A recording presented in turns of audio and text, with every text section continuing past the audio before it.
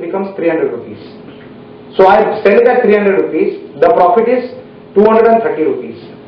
230 rupees means 115 rupees is my profit, 150 rupees, 15 rupees is his profit. It is win-win situation. Over a period of 5 years, if you calculate the returns on investments, it is 30% plus, which is fabulous. The best part for my friend is, every commercial purchase has a cash component. So that gets adjusted. When he sells it, it's in check. So it becomes his capital. So it becomes a phenomenal gain. I explain this formula to all the people who are doing businesses. If you can fit this formula in any of your business models, fantastic. There will be a lot of people who will cooperate with you in this format, because for them also it's a very winning situation. So this is also what I made as a successful formula in our acquisitions of properties. That's excellent. You have burning desire to set up state-of-art multi-specialty hospital and also a home for aged. Where is this in what state? Well, I bought a land in Karjat, a place called Karjat, where I bought 24 acres of land where I will be creating a home for the aged. And I run a trust, but it is with my own money. I don't raise money from people, but all my friends run trust. All my friends like me are into some activity, like I am into cataract operations, somebody else is into kidney, somebody else is into heart related diseases. So everybody together, I have bought the land. After a few years, around 5 to 6 years from now, we will all get together and build a hospital for charity. So that will be our giving back to the society again, along with the home for the aged. I already acquired 24 acres of land for that and written up some of my business plans. That will be completely dedicated for this purpose only. In the audience, there are budding entrepreneurs. What message you would like to give them? Message is, you have an idea, start business. There are a lot of people who are takers. There will be a lot of people like me who will support you to grow, beginning with me, because charity begins at home. I have to practice what I preach. So anybody with a smart idea, I am ready to back them up and support them. Just go ahead. Nothing is a restriction. Money is not a challenge. Place is not a challenge. Customers are not a challenge. The whole world is of so many opportunities that it is amazing. I say that the coming 100 years are for India as a country. The whole world is looking towards India as a Sone ki Chidiya, what we used to read in history books. The whole world has realized that population, which was once upon a time a challenge, has suddenly become a strength. They want customers, and here we are.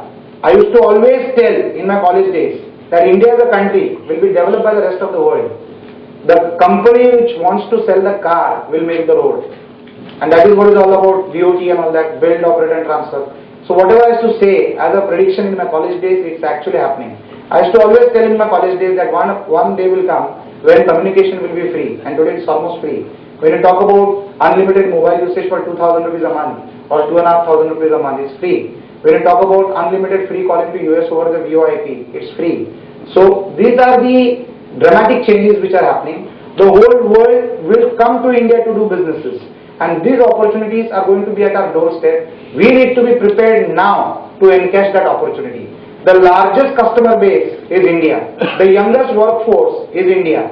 It's fantastic. A day is not far off when we will start buying $45 for 1 Indian rupee. Now, the audience would like to have some questions. Please. Question out of curiosity. How and why did you name of your company as St.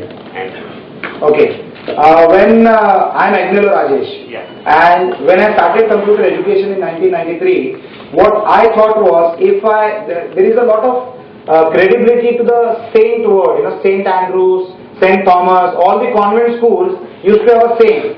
And in those days, there were a lot of texts. NIT, AppTech, CTech, BTech, GTech, lot of texts. It used to be confusing. So I thought, why not we create a convent brand in computer education? Then I thought, let us name it as St. Agnelos. But when I realized that St. Agnelos, Father Agnelos might take an objection. Suppose if I grow tomorrow, which I was sure I will grow one day. So Father Agnelos will take an objection, and Father Agnelos is a big establishment in Bombay, which is 150 years old. In fact, I am named after that saint.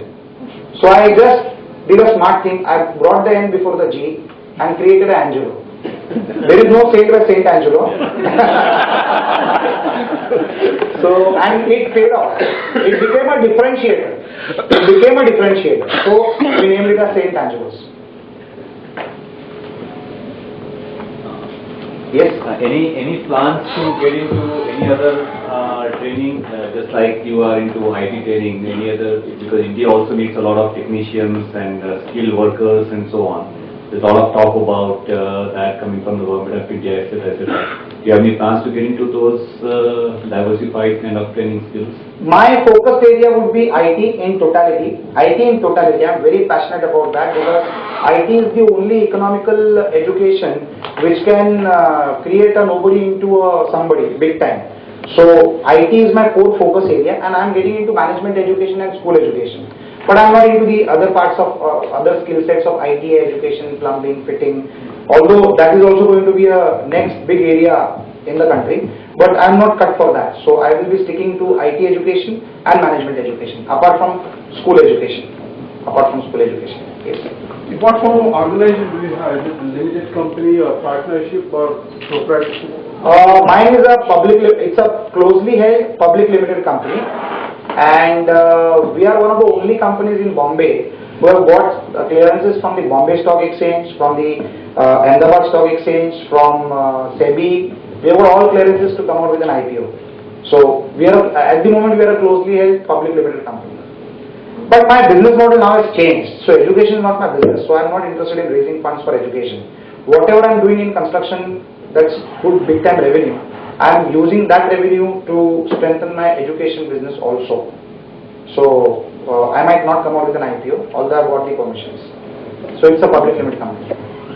Good evening, sir. Are you thinking of entering into... Hello sir, I would like to know a little more about how you went about the franchising concept, because it's not really process driven today in India, and a lot of I have got some advice. franchisees who actually kind of move out and create their own brand. So. Yeah, I have got some advice as far as franchising is concerned. I started it very early when I didn't know the word franchising. But my advice is, franchising is not a very successful model in service industry because you can't control the quality. The franchises will be focused only on profits, and they would like to create profits by cutting down their essential expenses. In the bargain, the customer suffers. So it's not a very right model. I stopped franchising long time back. I started purchasing back my franchises at a premium. And service industry, it is difficult. For a product industry where the quality of product is a manufactured product, it is wonderful to franchise. It's a very easy way to grow immediately, multifold. But in service industry, you need to be very cautious. You might get a good franchisee. I have also got some great franchisees today who are equally successful as us, as the company. But that is very rare. Majority, you run into bad hands. And then for me, giving your brand name is like giving your daughter in marriage. If it's a wrong house, you're ruined. So for the service industry, you need to be very cautious in franchising. It's a very dangerous, because whatever the franchisee does wrong, the company is responsible legally. So it's a very dangerous scenario. It's like giving the steering in the hands of a person who doesn't know to drive, and you're on a hill.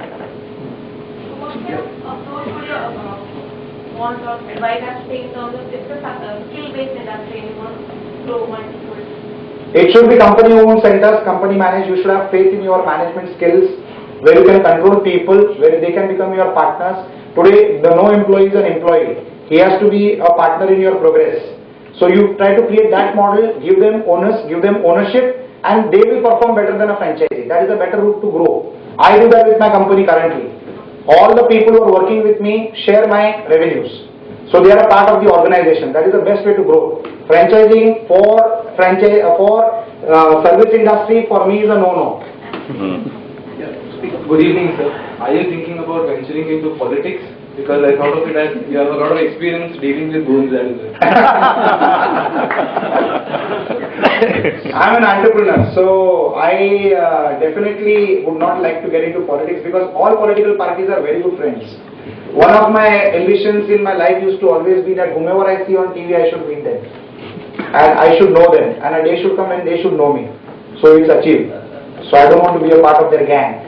But I want to work with the government. Government is a very strong body. You can do a lot of good to the people with the power of government.